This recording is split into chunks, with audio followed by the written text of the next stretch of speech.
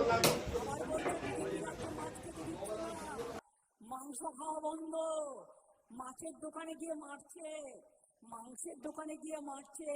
আরে বাংলার লোকেরা তো মাছে ভাতে থাকে, তুমি বাংলার লোকেদের বলছো মাছ খাওয়া যাবে না, মাংস খাওয়া যাবে না, ডিম খাওয়া যাবে না, তো কি খাবে? মাথা খাবে? झूठे हैं, मक्कार लोग हैं ये लोग। झूठ बोलने के अलावा कोई काम नहीं है। बंगाल और मच्छी भात ये यहाँ के संस्कृति है जो कभी खत्म नहीं हो सकती, कोई नहीं कर सकता। अपने 15 साल के शासन में भी टीएमसी आपको मछली तक नहीं दे पाई है, वो भी बाहर से लानी पड़ रही है। और ये टीएमसी की दुर्नीति का उदाहरण है। The Bengal Assembly election has seen a variety of topics being debated hotly by the BJP and the TMC, but the latest entrant to all this is the fish.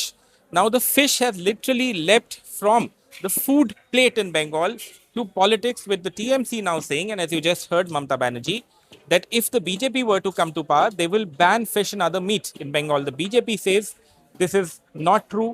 They say that this is just scaremongering by the TMC. Narendra Modi, the Prime Minister, again, you just heard him. He says that it is the TMC that was responsible for fish production and fish sale not being up to the mark in the state. But what do the people think about all this? I'm in a busy, bustling market in Kolkata to get a sense about what people think about this issue. Because they are running out of topics probably. That's why they're now getting into fish and mutton.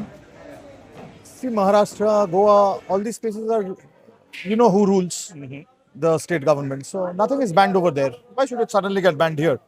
Even in Assam, it's not banned. Because for my work, I travel almost the entire country. And I've never seen things getting banned anywhere. Ban क्यों होगा? आप नहीं खाइएगा मत खाइए, लेकिन जो खाते हैं उसको खाना पड़ेगा। मेरा ये कहने का मतलब है। देखिए, आपस की उन लोग की लड़ाई में हम लोग क्यों मारे जाए? उन लोग का जो राजनीति है वो लोग समझे, और हम लोग का जो काम है हम लोग समझेंगे। तो फिश कितना इंट्रिंसिक है आपके कल्चर में, मैम, बंगाली कल्चर में?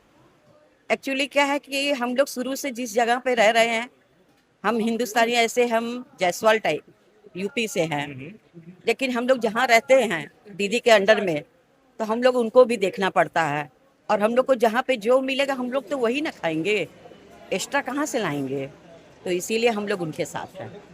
I don't think so. तो गुजरात में अगर चल रहा है तो इधर भी चलेगा। भुज में मैं खुद खा के आई हूँ, उधर बहुत बड़ा मार्केट है, फिश, चिकन, मटन सब कुछ मिलता है उधर, तो इधर क्यों नहीं होगा? पब्लिक के लिए कुछ नहीं, पब्लिक को नौकरी चाहिए, काम चाहिए, बिजनेस चाहिए। अभी कुछ ही नहीं है, कुछ भी नहीं है। ना इंडिया में है ना वेस्ट बंगाल में है, दोनों में नहीं है। तो अब्दुल जी, इसका दोष किसका है, आपको क्या लगता है? Who is responsible? पॉलिसी दोस्त है, देने लेने का चक्कर है। देने लेना बंद हो जाएगा तो सब अपना जगह में हो जाएगा।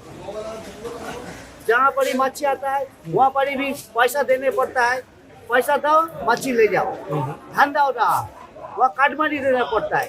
कुछ नहीं होगा, कुछ नहीं होने का है। I am not supporting BJP और I don't know the ABC, even ABC politics नहीं करता है, कुछ नहीं करता है। फिर हम बोलता है ये सब फालतू बात है ना। It's a very flimsy issue.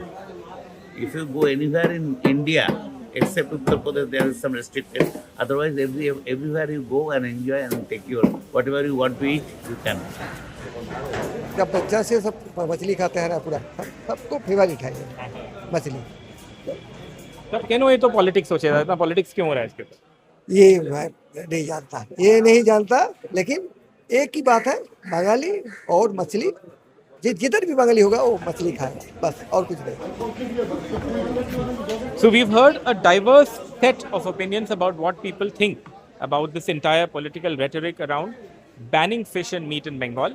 I was struck by what one or two people said, that while, of course, these topics appear great from a rally stage, but there are many other core issues that political parties need to address in Bengal.